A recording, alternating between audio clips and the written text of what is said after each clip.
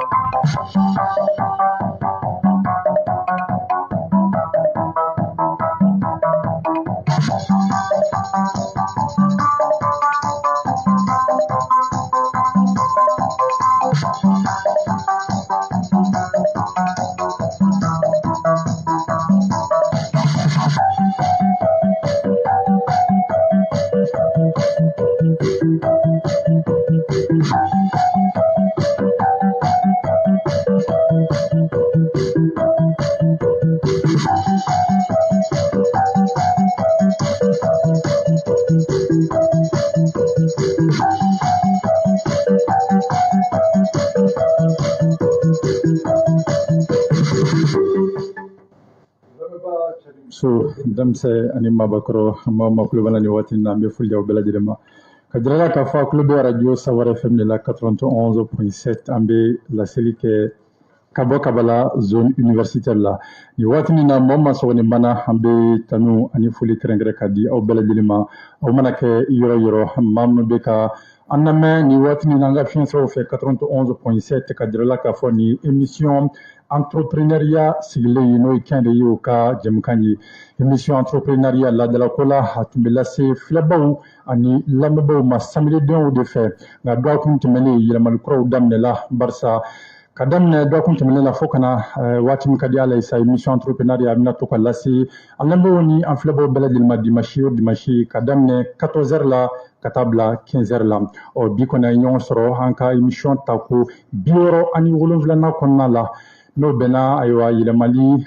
dokun flanama barsa de machit mali ani adamle bi fana nyon soro bi kona nok ma babu muka o babu yam ka jaman ko na lam sega fo mi kuma mo ko sebe barsa ni kan re barakela uta walima mawro yere akuma foli man ko ma ko sebe no échec yi ta soro kuma dola échec na frodoro mobi sra mobi joro wa ni akaye mamunu soro fana ta soro be adogo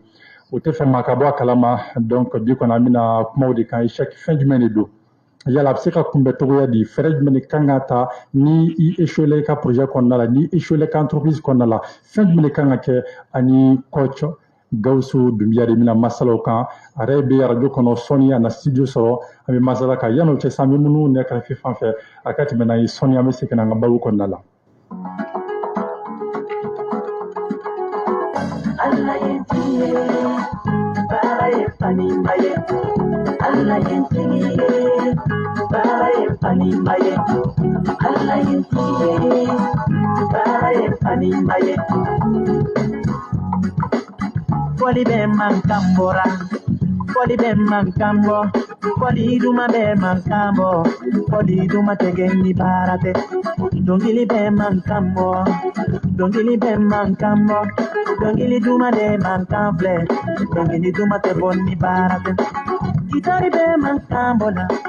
gitari be mankambo, gitari juru be mankambo, gitari juru te bonni barate. Allah yenti, bara yefani mbaye, Allah yenti, bara yefani mbaye, Allah yenti, oh bara yefani mbaye.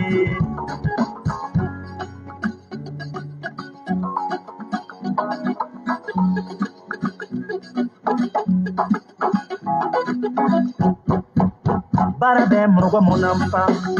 bara be mwa sewa, bara nyuma be mwa sewa, bara nyuma be mwa kutikia.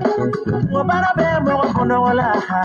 bara be mwa monampa, bara nyuma be mwa sewa, bara nyuma be mwa konola. Mo bara be mwa kutikia. Yeah, bara nyuma be mwa sanuya, bara nyuma tekeni barate. Allah yentiye, bara yefani mbaye. Allah yentiye, bara yefani mbaye. Oh Allah yentiye, bara yefani mbaye. Bara yensababu nubiya, bara yefani. ay wadi wati na musique ka babu ko la ka jira lambo la ka fo club radio Sawara FM la émission yi entrepreneuriat yi no yi kan yeyu ka jam kan ye ni jam kan ye mi be lase hanambo na flebo ma dimashi ka damne ne kan tan ani nani na katabla ne kan ye tan ani duru la no yi 14h 15h sigin ka rediffusion ho be ketene don fait kadam le 16h la katabla 17h la bi na fo anda mala jam ka dam la tugamina amina masala ke babum kan odi échec krankenera la culture de l'échec hay mami bismillah ni ando mina masala ni babu kan oti madogoli hanga kenen konna la barsanita chien falay wanite a chien fla na fana hanga kenen konna la no coach gausu dumyayi nyado machamambi ale doni watini na hatina mambi kuma ten ko erela akaseka fulikan di lambo ni flebo beledil mo ko fana do anka masala konna la émission entrepreneuriat nay baruta ka doni kala o ko fami sira labla mamuno be aname fana kaseka ursendo anka jam konna munu be en felanka bolo sra konni Sawara FM page Facebook yi obseka ou ka commentaire bla fokata si Zeno FM fenema au lien direct www.zeno.fm/Sawara FM Bamako nala sanambe kuma tenku coach Gausu Dumiela folika mbabula kaseka utangu fleboni le mala coach nyula bashite kon ika kuma fulo kan shi fleboni le mo bela dilma na foli be Sawara FM label makabela jeli jarayi voilà ni communauté mo kosobe voilà et principalement ma famille qui me soutient au quotidien kosobe voilà nala sno folika jaren kosobe nyalo am se ka coach Gausu Dumiate mado wali yanka ken konala nafo jam kontinent la me toka ke toga na ka babu be min kan hambe dalas musum ken no micro trotori kuda lembo kulo kan kaseka ma dama ni ka wakil na la ka do kun babu kan o an yi mi soro la hambe je ko la mi yon fe ya iso no imaso e seki ko ni ibe ese yoro dola o be de la ga ese awo nyen ma yara ke do seulement c'est le courage qui compte ya qui tient sur en tant que entrepreneur ou futur entrepreneur il doit avoir le goût des risques qui ne risque n'a rien ka bo ha bin kengre bara konnana ni obsega ye na fo dese sira o dese fo anga don dese so we ay muye wa ni ango la culture de l'échec no oye ka wala ndaw soro e ka bo ha bin no obsega ga so we kumun ya to ibora ha bin ya sai gara siga sigi onyo na wero ko kay wala nday pour que ika bara donata bara wala obsega yirwa soro ika bin wonna na tugumi ola makanga imiri mabe ma temene munun temena ika sera no na fe gelaj ma usoro pour que ika sega ire tanga bo gelaj ndo ma nani kenyere barkela bam ndo takalage atama yusinsi gwa boka bin na pour que obiseku ga bare irwa chumi mu be sega ke afro do de chelsea ani ishira yorona ga ise ka solution wala sa ya tega problème résoudre ya o kofsa kani damni ko bla ka klata do damni ko bla adola yande be straira mo wala yemu damni ni yo bla mo wala bina bo continue wa chama na de nyabolo o la ni i ye kɛɲɛrɛ baarakɛla ye a ka kan i k'i yɛrɛ dege bɔ habin na sabula an yɛrɛ b'a fɔ an ka barodaw la cogo min ko kɛɲɛrɛ baara ye i n'a fɔ bi ka di sinima de o la ni e labɛnnen don kama a ka ca ala fɛ gɛlɛya mana na cogo cogo i bɛ se ka kunbɛn i bɛ se k'a labɛn wa kun min kɛra sababu ye k'i bɔ k'i bin o dɔw la i bɛ se ka fɛɛrɛ ɲini o la joona pour que i ka baara kana jɔ sira la i bɛ se ka taga ɲɛ cogoya min na o tun ye n ka faamuya ye an ka bi waranda kan. Ayiwa ne tun ye hakilina dama dama ye o kɔsi yanni an k'i ɲininka i fɛla ni hakilina la ni kɔrɔfɔ ninnu kan yala i bɛ se k'a dɔn fɛn barisa jamana kɔnɔna la an bɛ jateminɛ min kɛ waati o waati lamɛnba kura de bɛ mission entrepreneuriat la i bɛ se ka ɲɛfɔli k'an ye ko cɔ Gawusu Dunbiya yɛrɛ jɔn ye. Ok, ne ye Gawusu Dunbiya ye, je suis ingénieur commercial de formation n ye kalo sara tala ye mais a kɛrɛfɛ n bɛ baara wɛrɛw kɛ n yɛrɛ i n'a fɔ ɲamacɛ chaise louée ani formation voilà n ka baara bɛnnen n'olu de ma. N'Ala sɔnna o la i bɔra ka lamɛnbaa ninnu ka kɔrɔfɔ lamɛn sisan yala i jumɛn de faamuya kɔrɔfɔ ninnu kɔnɔ. Bon déjà je pense que u ye fɛn yɛrɛ définir sans le définir je m'explique. Déjà thème yɛrɛ du jour ye jumɛn ye n'o ye culture de l'échec ye témoignage ninnu y'a yira k'a fɔ diɲɛlatigɛ yɛrɛ tɛ taa ni ma échoué siɲɛ kelen. U ye exemple ta mais ne bɛ exemple farapa mun ta c'est-à-dire bɛɛ b'i yɛrɛ ye mun kɔnɔna la o ye ɲɛnamaya ye c'est-à-dire c'est vrai que n'i ko bi k'an ka miiri wagati min na an tun bɛ ka tagama dege an hakili tɛ se k'a ye mais an m'an sen kan an kɔni b'a dɔn an ma wolo an sen kan il faut juste observer un enfant qui est en train de grandir c'est-à-dire a bɛ ɲani mun kɛ san'a ka se k'a jɔ a sen kan o ɲani in dɛ o de ye échec ye. I y'a faamuya c'est-à-dire a bɛ wuli a bɛ bin a bɛ wuli a bɛ bin a bɛ kasi mais au bel ta dabila. Pourquoi? Parce que l'enfant a un objectif qu'il veut coûte que coûte atteindre. Mais à l'époque, au âge là, tu atteins parce que mon jugement m'a si la folle. L'environnement il était favorable parce que son bébé, tout ce qui t'entoure, ils feront tout pour que et c'est la mais c'est où les gens te jugent. Au bébé, mon est sans échec. O b'a k'a fɔ an ka hadamadenya ta fɛn dɔ yɛrɛ ye a tɛ taa kɔ mais Mali kɔnɔ échec n'a fɔ i bɔra ka min fɔ sa o ye échec yɛrɛ ye mais an ka jamana kɔnɔna la an ka sigidaw cogoya yala i bɔra k'a fɔ ko maaw bɛ sa ka taama nka ne y'a kɔrɔbaya dɔrɔn ko bɛ yɛlɛma mun nana n'o ye. Ok parce que déjà ne nana kuma dɔ fɔ peut-être a bɛ mɔgɔw choquer mais nin fɛn source bɛɛ ye éducation de i y'a faamuya parce que parents y'a lamɔ ni réalité dɔw de ale ni mentalité dɔw de en réalité quand tu grandis tu te rends compte que ce n'est pas la vérité o ye jumɛn déjà depuis bɛ don école la mun de bɛ f'i ye n'o y'i jilaja i ka kalan kɛ i jilaja i ka misiw bonya i jilaja i ka nin kɛ on te fait croire des choses en fait que n'i kɔrɔbayara i b'a ye k'a fɔ en réalité c'est o ye parents ka réalité de mais la réalité même est différente de cela donc n'i kɔrɔbayara c'est à dire i bɛ an ka k'i ka tila école yɛrɛ la i ka échec fɔlɔ bɛ kɛ mun ye fɔlɔ on rend compte que fɛn fɛn jirali la école la en réalité ce n'est que de la théorie. Quand tu commences la vie professionnelle, parce que quand je dis la vie professionnelle, on te barre mais quand la école est la fois, Adamadea est là, il va y avoir, c'est-à-dire fin fait il là, à Kachala fait, il can faire un rôle de Niniko Faray Bolola. Bon, mon va tout me juger, au te mais je prends l'exemple sur les parents.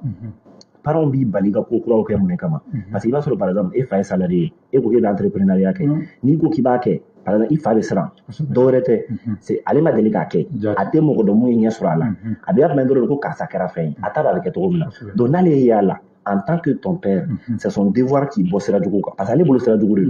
c'est comme volontaire vlene beba don bibi na ni volontaire kele ngora ba ligne là pétrole dinere do mais ni ko ki ni de ko volontaire mun les parents ne le laissent pas parce que fata do ibe kay to gumna ale be mun don dron i ka kalan kɛ i ka taa fonction publique la i ka kɛ fonctionnaire ye hali ni tɛ wari ɲɛnama sɔrɔ c'est un peu ça le truc en fait jati an ye faamuyali caman sɔrɔ hali bi ka lamɔ ladɔnya k'a fɔ kulo bɛ radio Sawara FM de la 91.7 an bɛ laseli kɛ ka bɔ Kabala zone universitaire la n'o ɲininkali bɔra i ɲɛna an ye faamuyali caman sɔrɔ ani babu daminɛ ninnu na n'i y'a ta ka jateminɛ tuguni i t'a sɔrɔ ni i ko échec anw yɛrɛ hakili la an bɛ min ye dɔrɔn min y'a contraire de o ye réussite de yala danfara b'u ɲɔgɔn cɛ walima dɔ contraire de dɔ ye wa. Bon, en réalité, moi je pense que danfara tout le monde parce que pour qu'il y ait réussite pour c'est un échec quoi mais il faut que mon cas famille il faut échec parce que quand on dit échec il faut que mon cas famille a échec te doré nya ni fait ngania ka ke nya essayer amaken sabo akera doré o dɔwɛrɛ in de dɛ mɔgɔw b'o de kɛ échec ye maintenant au lieu que ka a ɲini k'a dɔn ok n bɛ fɛ ka mun kɛ a ma kɛ échec en réalité c'est à dire réussite ingrédient de don et mɔgɔ minnu bɛ kɛ fɛn ye e bɛ kɛ fɛn cogo de ne ma échec dɔn parce que a jateminɛ i bɛ mɔgɔ o mɔgɔ ye bi k'a ye fɛn dɔ daminɛ a ye ɲɛ sɔrɔ a la ka dɔn généralement an sina tɛ wolo i b'a ɲɛɲini k'a ɲɛ sɔrɔ mais Mali la on a cette facilité de banaliser la réussite en fait dɔ dɔrɔn a kɛra fɛn ye an bɛ mun fɔ dɔrɔn duwawu ni barikaden ala ka mɔgɔ don alors qu'en réalité c'est vrai que ala ka mɔgɔ don duwawu ni barikaden don a ye ko dɔ de kɛ o ko in kɔnɔna la dɛ dɔw ka bin b'o de la mais maaw bɛ ɲinɛ o de kɔ mɔgɔw bɛ ɲinɛ o de kɔ c'est-à-dire les gens ne voient que ta réussite mais alors que réussite in kɔnɔna la moi par exemple so wuli ka t'i ka formation kɛ i b'a sɔrɔ sali wari yɛrɛ t'i bolo mais i bɛ taa i b'i cɛsiri i b'a wari ɲini i b'a juru ta ka don a la tuma dɔ la i b'a bɔ tuma dɔ la i t'a bɔ mais f'i k'a kɛ mɔgɔw b'i dɔn c'est-à-dire diɲɛlatigɛ yɛrɛ ye étage de il faut monter doucement on se comprend quand on parle de l'échec c'est-à-dire échec pour que i yɛrɛ ka échec kuma fɔ il faut que i ka kɛ den dusuma de échec tɛ da dusu kɔ c'est-à-dire quelqu'un qui veut réussir il bɛ ko kuraw de kɛ pour qu'il ka réussir sinon n'a danna par exemple an bɛ ko minnu kɛ ka kɔrɔ on ne considère pas cela comme une réussite mais par exemple an ka kɛ sisan e bɛ point A la i bɛ fɛ ka taa point B la c'est que tu veux réussir quelque chose donc pour que ka se yen nɔ parce que échec ni réussite différence ye mun ye c'est le trajet i bɛ sira dɔ de ta maintenant sira in mun b'a kɔnɔna la e t'a dɔn n'i sera sira la i kan ka n'i ye sira in de ta n'i y'a ye i tɛmɛna dɔw wɛrɛ tɛ i bɛ segin kɔ de i kan ka taa sira min fɛ n'i y'o ye i bɛ continuer maintenant quand tu échoues ce que les gens doivent juste comprendre c'est que ce n'est pas la fin de la chose c'est juste que i ye méthode min utiliser a man ɲi je prends un exemple e bɛ da ye clé trousseau b'i bolo clé min bɛ dayɛlɛ an k'a kɛ peut-être su kɔrɔ ɲɛ i ye échec faamuya moi personnellement ni ne ka diɲɛlatigɛ bɛ ka gɛlɛya ne bɛ content parce que o b'a yir'i la de k'a fɔ i ka suri i bɛ ka mun ɲini parce que plus a bɛ gɛlɛya i bɛ insister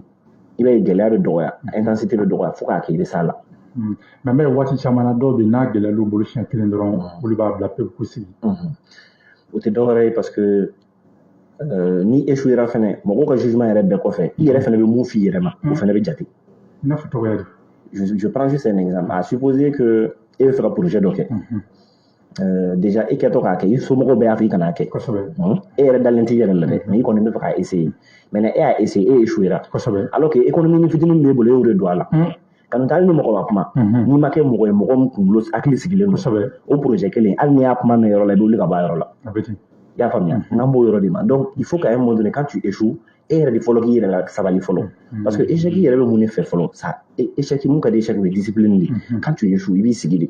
ok bon tiɲɛ yɛrɛ la ne tun bɛ fɛ ka nin kɛ n ma se k'a kɛ mais n ma se k'a kɛ mais n sera nin niveau in ma bon mun de la n ma se ka kɛ maintenant n kan ka mun de kɛ pour que n ka se n ka niveau ma i k'o ɲininkali mɔgɔ wɛrɛ t'o f'i ye parce que aujourd'hui quand tu échoues mɔgɔ minnu b'i ka entourage la olu bɛ na u b'u hakilina de d'i ma mais en réalité paramètres bɛɛ bɛ dɔw bɛ fɛn in na e dɔrɔn de b'a dɔn parce que a bɛ se ka kɛ wari ko de don tɔw tɛ se ka dɔn donc o mea culpa in i yɛrɛ de b'a kɛ fɔlɔ i bɛ kuma i yɛrɛ fɛ de ka i yɛrɛ ɲininka ok parce que an bɛ nkalon de tigɛ ɲɔgɔn ye walahi quand tu échoues dans certaines situations i b'a dɔn mun de la i échouera mais pour ne pas que k'u yɛrɛ kunkolo tɔɔrɔ c'est comme baara ɲininaw filɛ nin baara ɲinina caman filɛ bi n'u bɛ baara ɲini c'est-à-dire u yɛrɛ b'a dɔn a n'âme et conscience u tɛ k'a ɲini a ɲini tɔgɔ la ɲini tɔgɔ ye jumɛn ye k'i yɛrɛ di ɲinini ma parce que ɲinini tɛ n ye n ka CV déposer siɲɛ kelen n ye n ka CV déposer siɲɛ fila hali ni n ye n ka CV déposer 50 fois ce n'est pas ça c'est de chercher f'i k'a sɔrɔ maintenant e yɛrɛ b'a dɔn e m'i ka CV yɛrɛ déposer parce que bibi in na baarakɛla dɔw baara ɲini dɔw b'a f'i ye ni e ne ye baara ɲini fo ka sɛgɛn walahi u ɲininka dɔrɔn e ye baara ɲini laban min kɛ u k'a dɔn f'i ye u tɛ se k'a f'i ye donc o ɲɔgɔnna baden de don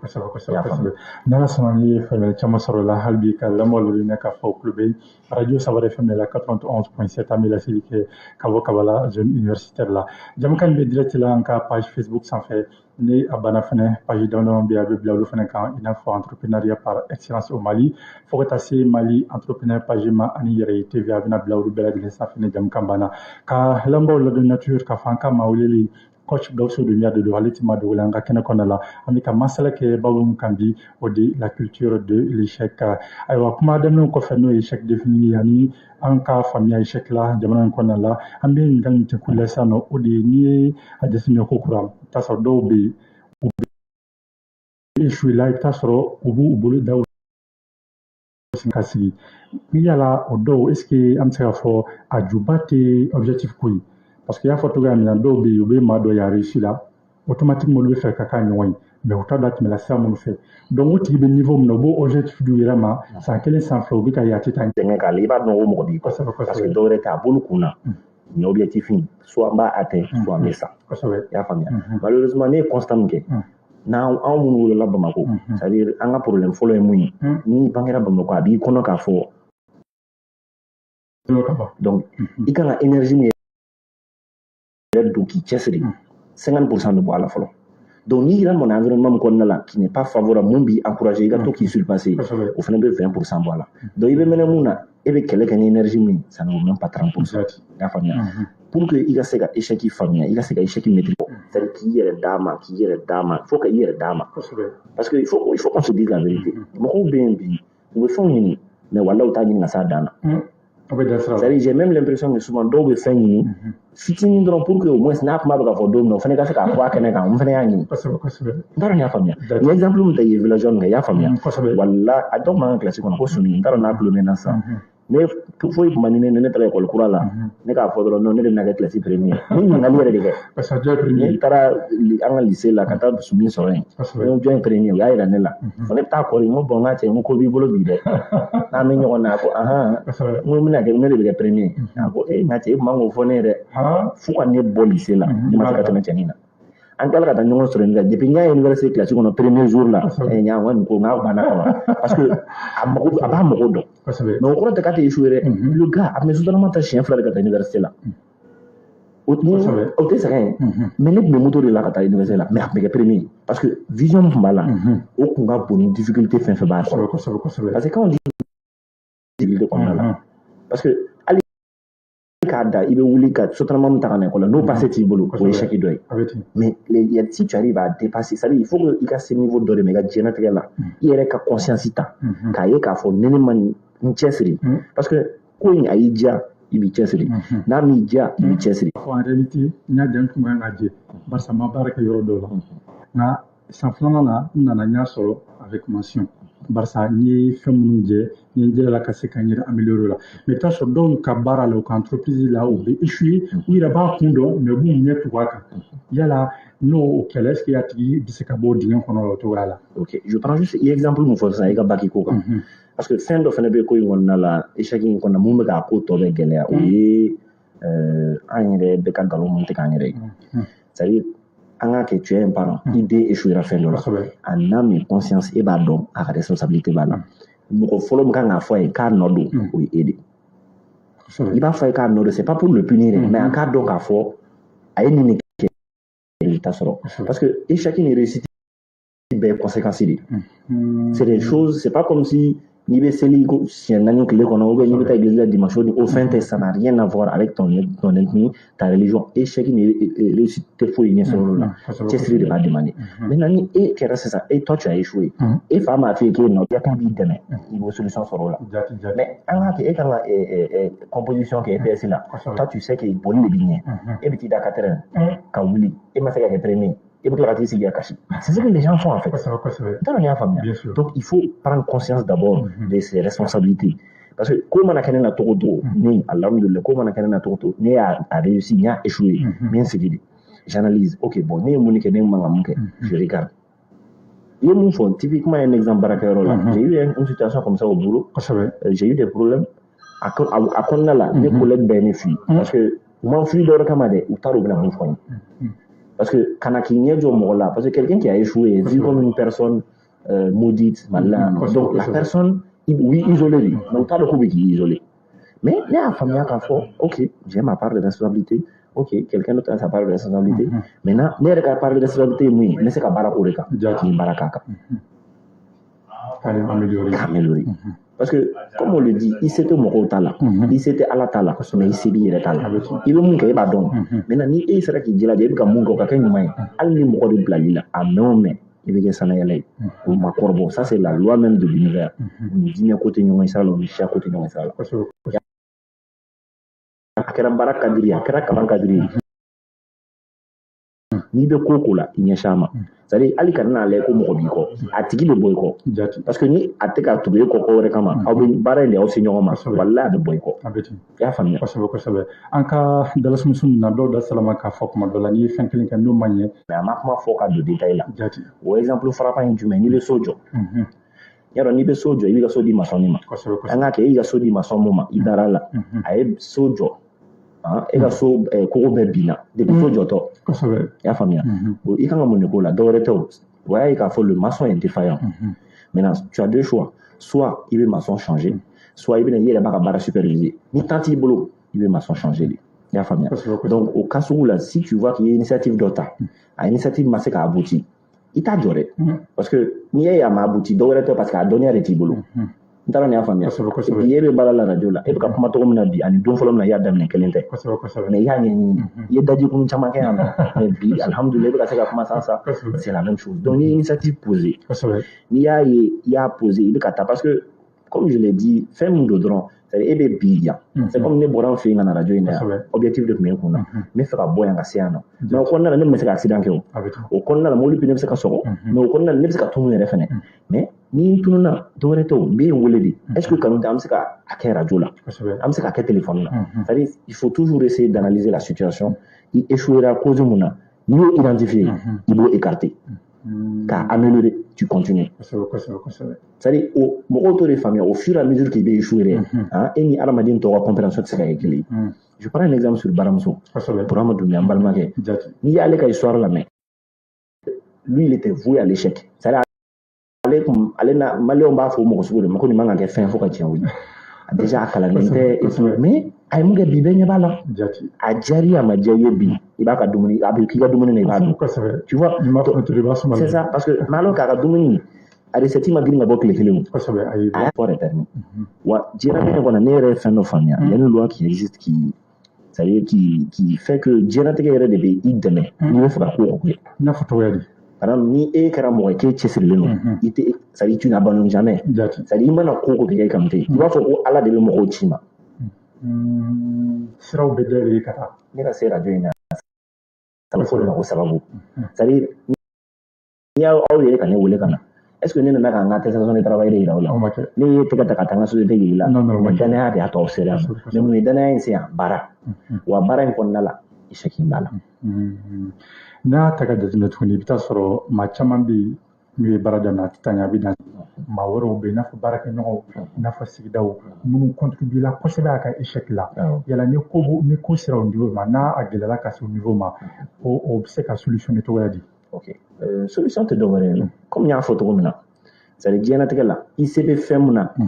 à 50% o y'i yɛrɛbakun ye tɔw bɛ mun kɛ tu peux pas contrôler ça tu peux pas décider ça wa tu peux même pas anticiper ça parce que fɛn dɔw bɛ a bɛ bi kan tu penses que tu peux anticiper mais i tɛ se mais e bɛ se ka baara min kɛ i b'a dɔn n'i y'a ye dɔ bɛ yen nɔ a b'i contrôle la dɔw wɛrɛ tɛ mais kanu tɛ i yɛrɛ minɛ a la diyagoya tɛ o c'est-à-dire denmisɛnninya de la an bɛ boli ɲɔgɔn kɔ ka ko dɔn mais plus i bɛ ka kɔrɔbaya il y a des choses il faut avoir des priorités dans la vie i y'a faamuya ne filɛ bi j'ai beaucoup d'amis ne ni n terikɛ baden an kɔrɔbayara ɲɔgɔn fɛ mais bi an bɛɛ occupélen don mais o kɔrɔ tɛ k'an hakili tɛ ɲɔgɔn na dɛ an b'a tɔ fɔ téléphone de la mais ni i y'a ye k'a fɔ gɛrɛn na dɔ bɛ yen nɔ i n'a ka hakilina tɛ taa ɲɔgɔn fɛ diyagoya b'a ka yɛlɛ ɲɔgɔn fɛ yan c'est la même chose donc i ka environnement na n'i y'a ye mɔgɔ c'est la personne veut te nuire i écarter ka bɔ a la parce que a mɛn o mɛn a bɛ s'i la parce que mɔgɔ kɛrɛfɛ mɔgɔ de bɛ s'i la on se comprend dans les histoires de trahison a tɛ bɔ kɛnɛ ma so kɔnɔna de don donc i bɛ da la parce que souvent le truc c'est que mɔgɔ min bɛ se ka kojugu k'i la i b'a ye i bɛ ɲɛ cɛ a kan i b'a fɔ non a bɛ changer i tɛ balontan entraînement min bɛ kɛ yɔrɔ min e tɛ se yen mais e bɛ kɛ balontan ye cogo di par hasard o tɛ se ka kɛ donc i bɛ fɛ ka kɛ ko o ko ye i b'i yɛrɛ bila o milieu kɔnɔna la n'i y'a ye mɔgɔ bɛ yen e bɛ k'a ɲini ka taa tout droit i bɛ k'a ɲini ka taa droite fɛ aw ka siraw tɛ kelen ye a ye fara i ka tout droit ka taa droite fɛ jati fana fana ka kuma kɔnɔna la i y'a yira waati la ka baarada la gɛlɛyaw y'i sɔrɔ donc a gɛlɛyara kosɛbɛ ni échec ye mɔgɔ sɔrɔ maa minnu bɛ k'a fɔ k'u lafaamuyalen don sigida la olu ka comportement bɛ se ka kɛ jumɛn ye walasa a tigi bɛ se ka bɔ a dingɛ kɔnɔna la ok bon ni échec y'i sɔrɔ fɔlɔ mɔgɔ fɔlɔ min bɛ se k'i bɔ a dingɛ kɔnɔ i yɛrɛ de parce que c'est à dire échec y'i sɔrɔ e de y'a vécu maintenant i mana ɲɛfɔ mɔgɔ ye cogo o cogo parce que le problème c'est que bi ni problème b'i da la i bɛ taa ɲɛfɔ dɔ ye ni solution t'a bolo i ye problème wɛrɛ de bila i yɛrɛ da la parce que o tigi bɛna n'i hinɛ minɛ donc i hinɛ kama ale fana t'a lakali dɔ ye donc kulo minnu bɛna n'i ka problème yɛrɛ mɛn o solution tɛna na si o bɛ girin ka bɔ ka taa lakali bon ni dun bɔra ka problème lakali a lakali yɛrɛ tɛ problème i b'a lakali mɔgɔ min c'est pour ça tubabuw fɛ yen i b'a ye pour chaque discipline pour chaque spécialité i b'a sɔrɔ expert dɔ bɛ yen psychologie kɔnɔna la domaine de c'est très large i b'a sɔrɔ a kɔnɔna la dɔ bɛ yen nɔ pour chaque volet mais n'an k'a kɛ e ka difficulté bɛ baara ɲini yɔrɔ la e ka taa ɲɛfɔ je sais pas quelqu'un qui n'a rien à voir avec le travail a b'i lamɛn mais a tɛ se k'i dɛmɛ donc ni a kɛra sani sigidala mɔgɔw yɛrɛ ka na parce que sigidala mɔgɔw yɛrɛ tɛ solution ye parce que a kɛra sigidala mɔgɔw i collègues souvent c'est pas la solution parce que olu ils n'ont pas la solution on se comprend donc n'a kɛra e yɛrɛ de b'i yɛrɛ ɲininka fɔlɔ n bɛ se ka jumɛn de corriger n yɛrɛ fɛ yen pour que vraiment a ɲɔgɔn wɛrɛ ka n'i sɔrɔ wa je ne dis pas que n'i y'o corriger fana a tɔgɔ ɲɔgɔn wɛrɛ t'i sɔrɔ dɛ parce que tant qu'il y a faut juste faire attention de faire en sorte que an n'a b'i sɔrɔ a kana n'i atteint i y'a faamuya i b'i bila à l'écart k'i ka mea culpa kɛ ka avancer maintenant n'i ye mɔgɔ ye jama la i yɛrɛ bolo mɔgɔ min lafaamuyalen don i b'a ɲɛfɔ parce que souvent i b'i ka kuma ɲɛfɔ c'est pas forcément ka tigi ka solution d'i ma souvent kuma dɔw bɛ yen a man ka dɔw wɛrɛ tɛ parce que mɔgɔ t'u bolo u b'a fɔ mɔgɔ min ils sont tellement renfermés a b'a to kuma la dɔrɔn i bolo k'a tilala kuma la a y'a sɔrɔ a bɛ ka kuma a yɛrɛ ma a bɛɛ ye ko cɛ ye n'ala sɔnna an bɛ mun nin waati in na grafi fan fɛ kalu magasiba ka se ka fɛn ba sekɔrɔ sɔrɔ an bɛ se ka n'an ka babu kɔnɔna la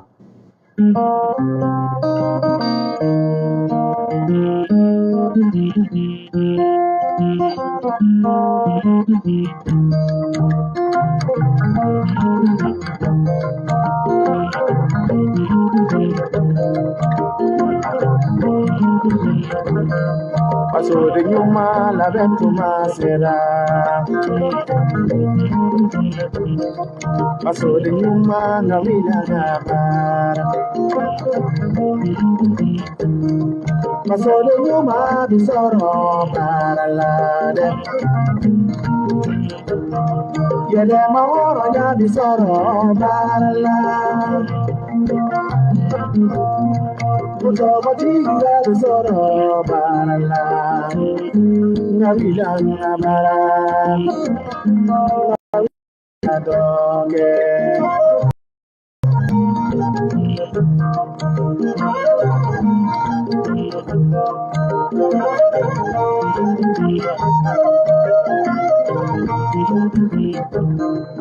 Mali senekelo,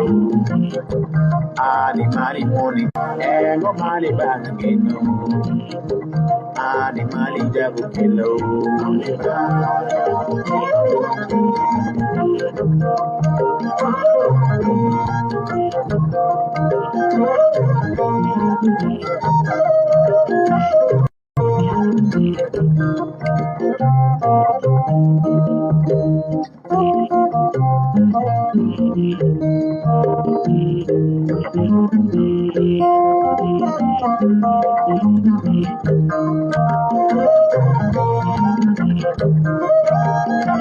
halan garen golen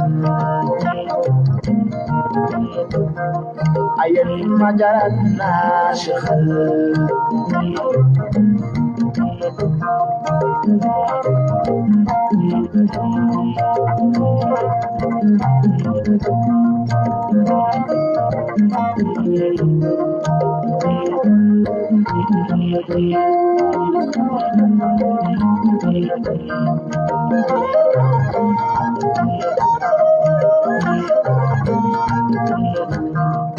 Mali senekelo,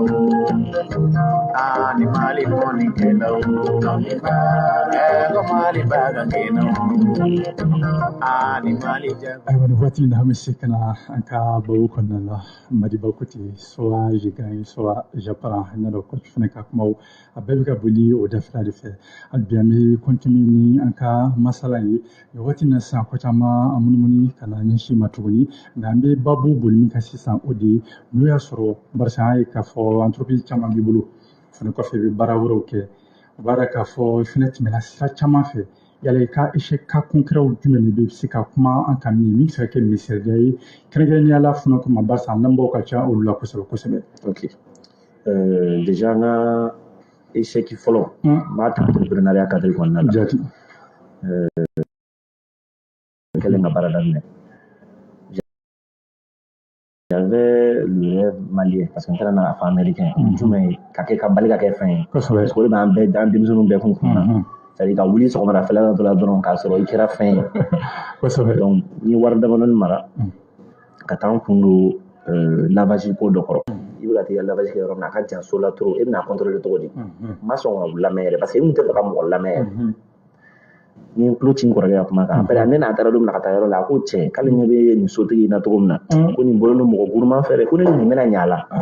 a y'o fɔ mais n m'a lamɛn parce que ne tɛ fɛ k'i lamɛn n t'i lamɛn o n ye n tulo ci a kan donc o kɛlen tuguni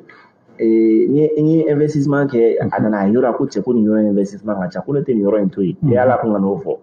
ne ye accélérateur de t'a tɔ fɛ j'ai investi plus de 2 millions ka yɔrɔ aménager parce que à l'époque ne kun tɛ fɛ ka entrepreneuriat daminɛ ni fitinin yɛrɛ de quoi c'est-à-dire ne kun bɛ fɛ ni mɔgɔw bɛ tɛmɛ dɔrɔn ka sin k'a fɔ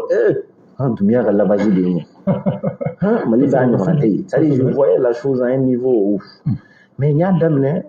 malheureusement tout ce que mes grands frères m'ont dit a kɛra ten ni sotigi bilara ɲɔgɔn na parce que a y'a ye yɔrɔ bɛ ka bonya mɔbiliw bɛ ka caya an kun bɛnna 1500 de kan kalo la k'o ka dɔgɔ après a nana i jɔ tuguni ko ne bɛ ka lavage min kɛ ko ne ka compteur ko c'est pas clair parce que k'ale ka courant wari cayara est-ce que ne ka électricien ma fɛn dɔ trafiqué c'est-à-dire a ne mun ni mɔgɔ bɛ fɛ k'i ka wulu faga sɔngolo da man bɔ a la donc o kɛra ne ka échec fɔlɔ yɛrɛ de entrepreneur la a gérant kan tellement que c'est-à-dire je me suis réveillé avec 2 millions bɔ a bɛ 2 millions bɔ o n'i y'a ye baarakɛla sa ni nin ka lafiya parce que a kun sera yɔrɔ dɔ ma je savais que ne n'ale tun tɛ se ka ɲɛ bilen émotionnellement yɛrɛ tun bɛ cogoya di yan waati moi j'étais mal parce que comme n y'a f'i ye cogo min na n'a fɔra i kɔrɔbaw de y'i ka conseiller olu kuma e fɛ e y'a yira olu la k'olu t'a dɔn olu dun b'a dɔn ayiwa ne seginna so n tɛ se ka taa fɔ mɔgɔ si ye fana n ko a datugu na lavage ye près de 8 mois de k'a datugu ne yanni ne ka se k'an da o kan n kɔrɔkɛ ma k'a fɔ k'a datugu na don yɛrɛ y'a fɔ a ye i sigi yɛrɛ lajɛ ka yɛlɛ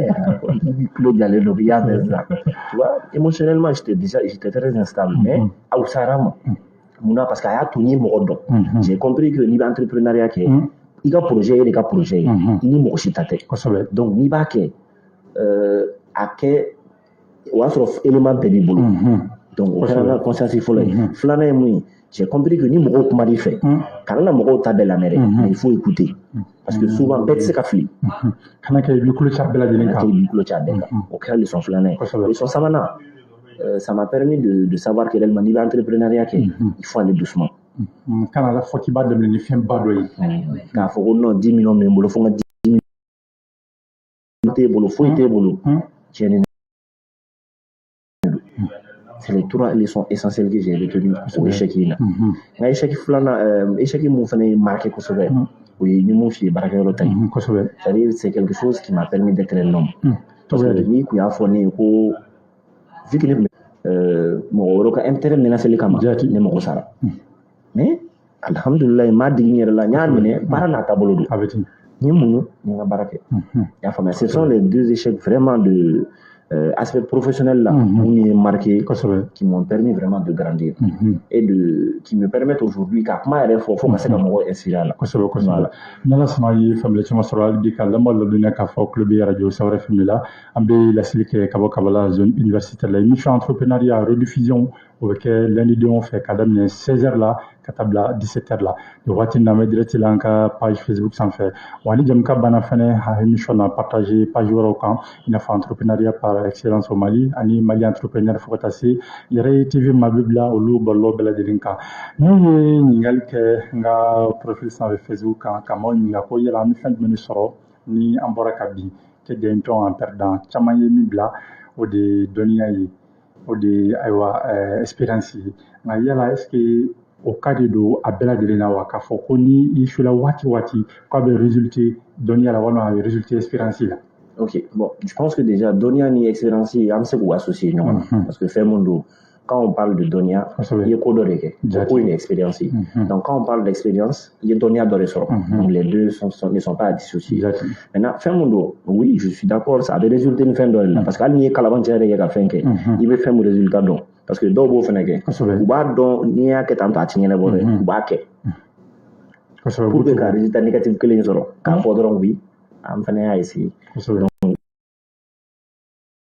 Maintenant, mun kan kɛlɛ échec la dɔnniya in sɔrɔlen kɔfɛ i bɛ mun kɛ parce qu'il y a des gens où échoué maintenant u ye dɔnniya sɔrɔ sa u y'a ye k'a fɔ u échoué mun kama u t'a modifié u bɛ segin a kan tuguni c'est comme e bɛ ka baara ɲini ni CV kelen ye e ka CV bɛɛ ye faute i postulé la siɲɛ 100 sona ni waati na an bɛ minnu albinɛ karafi fan fɛ kalu mago sɔrɔ a ka tɛmɛna ye sɔnni an bɛ sigi ka na kɛnɛ kɔnɔna la ka sɔrɔ ka kuma kuncɛ kumaw kɛ n'ala sɔnna hali bi ka lamɔ ladɔnniya k'a fɔ kuliba radio sahara fm la 91.7 an bɛ laseli kɛ ka bɔ kabala zone universitaire la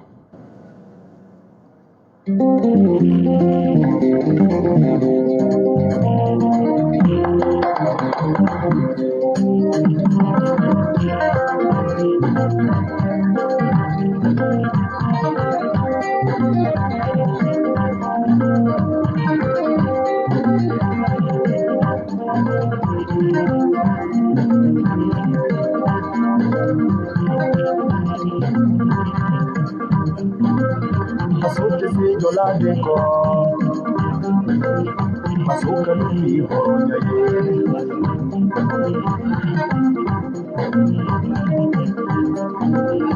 Niku nanya, nanya.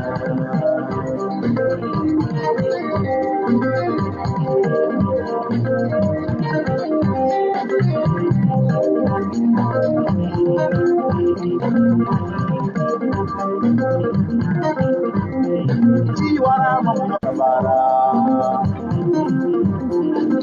jaja japeni kabara, jaja japeni kabara, jaja japeni kabara, jaja japeni kabara. Aywa ni waati na kasi kana ka kɛnɛ kɔnɔna la an ka waati kɔni sɛbɛkɔrɔ korona an bɛ siraw dayɛlɛ maa minnu bɛ k'a fɔ u bɛ k'an lamɛn nin waati nin na minnu bɛ k'a fɔ u bɛ k'an lajɛ an ka bɔlɔlɔsiraw kan walima minnu bɛ ka ayiwa an lamɛn ko kura Zenu FM kan an bɛ foli bɛɛ lajɛlen ma ka yira k'a fɔ nin waati an bɛ sira fɛrɛ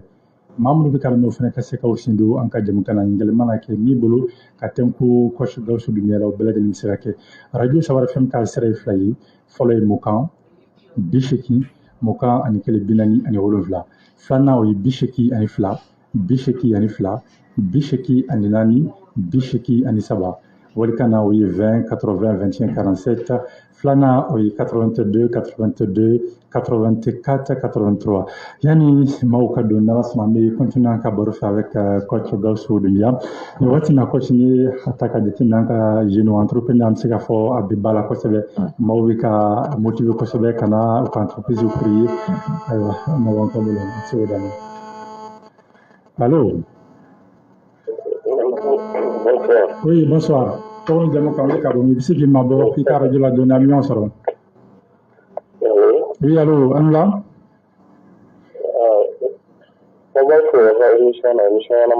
N'ala sɔnna foli diyara n ye. Ne yɛrɛ tɔgɔ ye Ibrahim Ture. Ibrahim Ture bisimila an tulo b'i la. Ko n bɛ coach fo kosɛbɛ kosɛbɛ. A tulo b'i la. K'a dɔn ka bɔ Bugui ka so mugu la. Kosɛbɛ a tulo b'i la. N'ala sɔnna Ibrahim wele diyara n ye. An b'i fo. An bɛ Ibrahim Ture fo ka bolikasobu ka bɛɛ lajɛlen fo a tɔgɔ la hali bi siraw labɛnnen don maa bɛ se ka weleli kɛ mukan 80 mukan ni kelen 47 filanan bɛ yen o ye 82 82 84 84 83 n'o ye 82 82 84 83 wali 20 80 21 47 o la ko tan tun bɛ ɲininkali min k'i la o de ye jeunes ka lahalaya ye i t'a sɔrɔ waati caman bɛ yen a ka di maa caman ka entrepreneuria kɛ ayiwa d'accord o d'a ma sinon allo. Allô, bonjour. Oui, bonjour. Ça va? Alhamdulillah, n bɛ la tanu.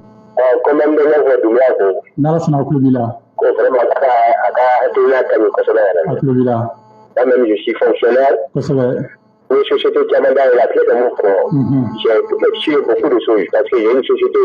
pétrolière, une société de vente d'engrais.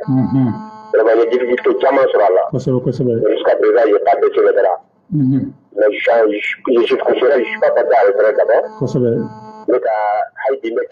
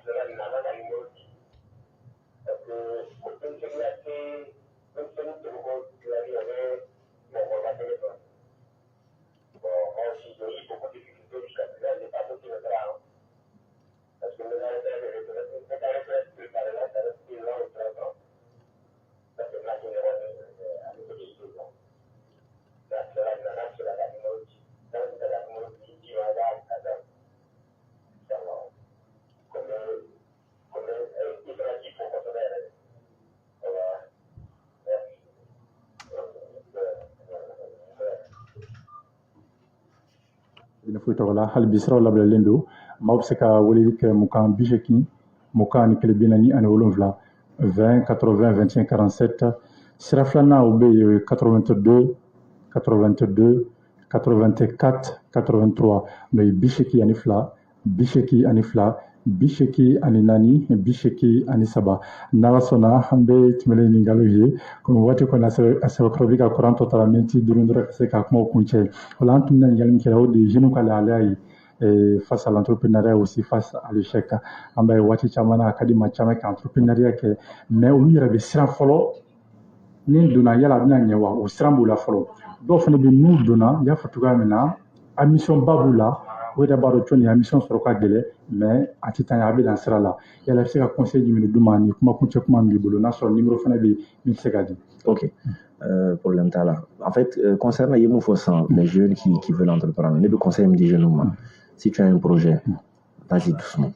C'est-à-dire, il y a un projet à budget 100 millions, et que vous mettez 500 000 euros. 500 000, c'est comme un projet là, par exemple.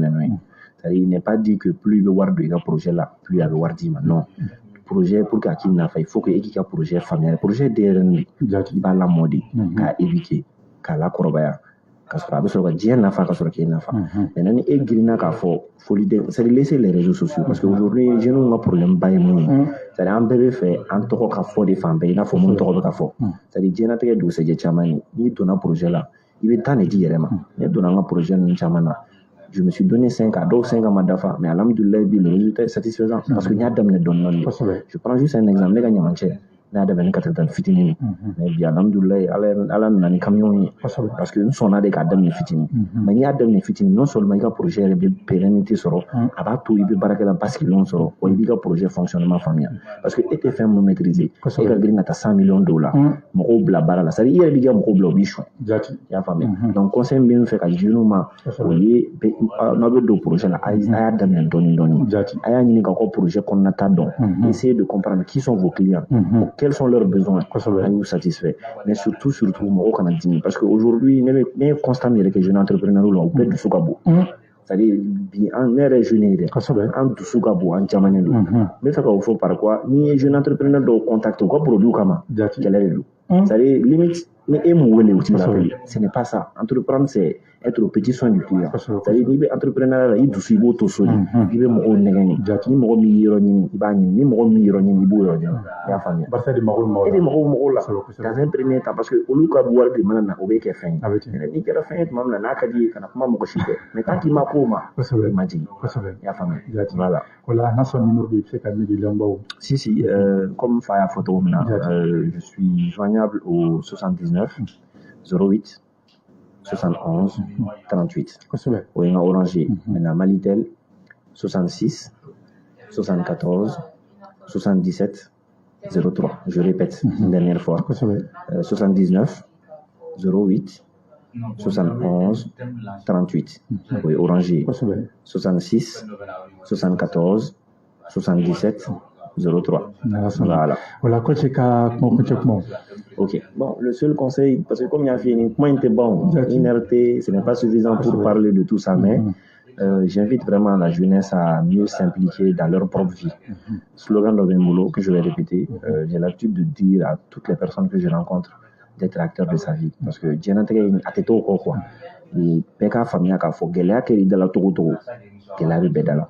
Maintenant, mun ka gɛlɛn ni gɛlɛya b'i da la il faut savoir gérer c'est-à-dire diɲɛnatigɛ kɔnɔ la tant que i ma don dugu jukɔrɔ t'i tɔ kɛ ko bɛɛ juru b'i la ni mɔgɔw y'a k'i la m'a fɔ i k'a kun dɛ mais i se ye mun ye a la ok j'ai responsabilité située personne n'est parfait on se comprend personne n'est parfait donc du coup que les gens se remettent en cause an ka dusu in to yen dusu tɛ taa ni foyi ye on se comprend que chacun se discipline parce que diɲɛnatigɛ la n'i y'i discipliné i mago bɛ fɛn fɛn la a bɛɛ bɛ na i la. Voilà, donc je profite peut-être pour faire un clin d'œil pour ma formation. J'anime mes tours de développement personnel, session ni formation qui est barani tour ni entrepreneuriat là. À session d'obé le samedi 5 mars à partir de 10h. Donc pour ceux qui seraient vraiment intéressés, à Kadinya ou Kananga Nyongi, Manga fin de parce que nous menons qu'on a donné un mené bolo. Aïe n'a pas donc à Tsakatoni Kilimboulou. Donc Aïe n'a pas vulgarisé. Voilà, ceux qui veulent vraiment participer, feraient 10 000 francs dans le dos, inclus la restauration et une attestation de participation. Voilà, c'est ce que j'avais à dire. Événement masterclass, le thème c'est devenir acteur de sa vie. Voilà. Nationally, famille Chamasala, la coach qui faut Kokuranka bio le Javadila, Nala Sama, Madame Fenefou. Jati. Vous savez, Madame Fenefou, Barsamine, la compagnie,